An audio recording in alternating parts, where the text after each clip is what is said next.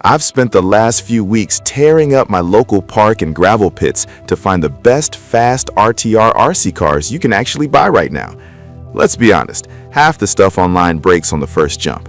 I put these 5 through the ringer so you don't end up throwing your money away on a paperweight. Product number 1, Hypergo H18BM. When I first pulled this out of the box, the weight surprised me. It feels dense and tough, not like a cheap plastic toy. The honeycomb chassis is seriously rigid, and I love that they used zinc metal reinforcements. On the track, the brushless motor is a total beast.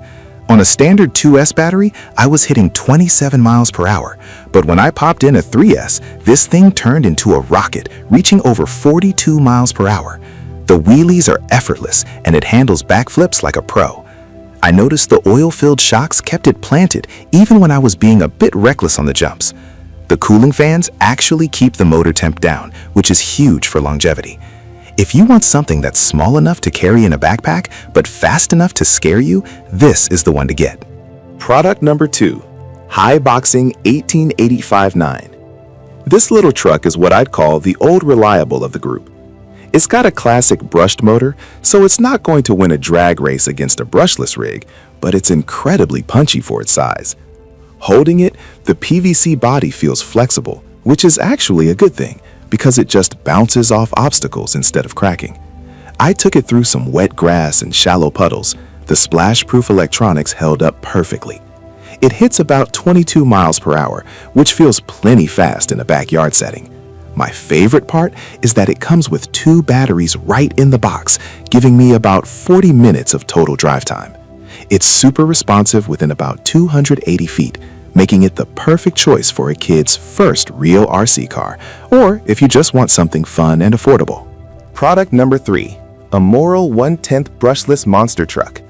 This 1/10 scale monster is a significant step up in size and power.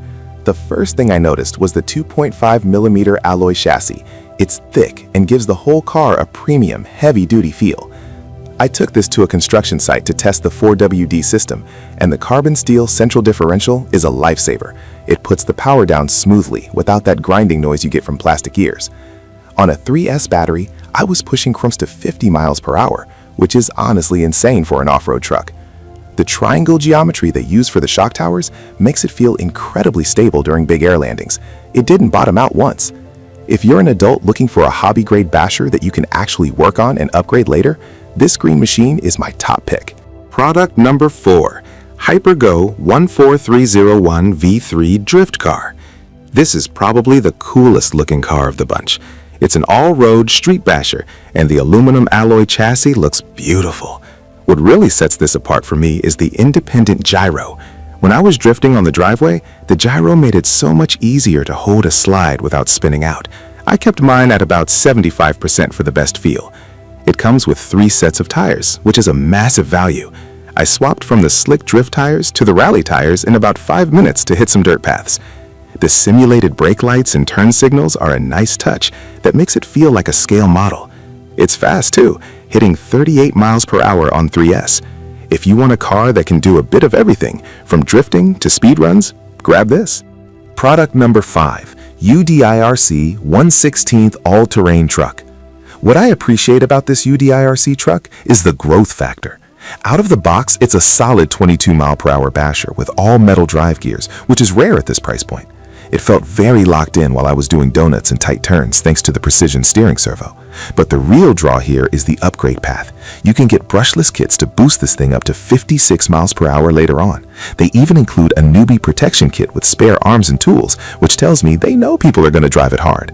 The beginner mode on the transmitter is perfect if you're handing the controller to someone less experienced. It's a rugged, well-supported platform that's perfect for someone who wants to learn the mechanical side of the hobby. Outro. Those are the 5 best rigs I've tested this year. Whether you want a 50 mile per hour monster or a precision drifter, you really can't go wrong with any of these. Check the links in the description for the latest prices. Which one are you leaning toward? Let me know.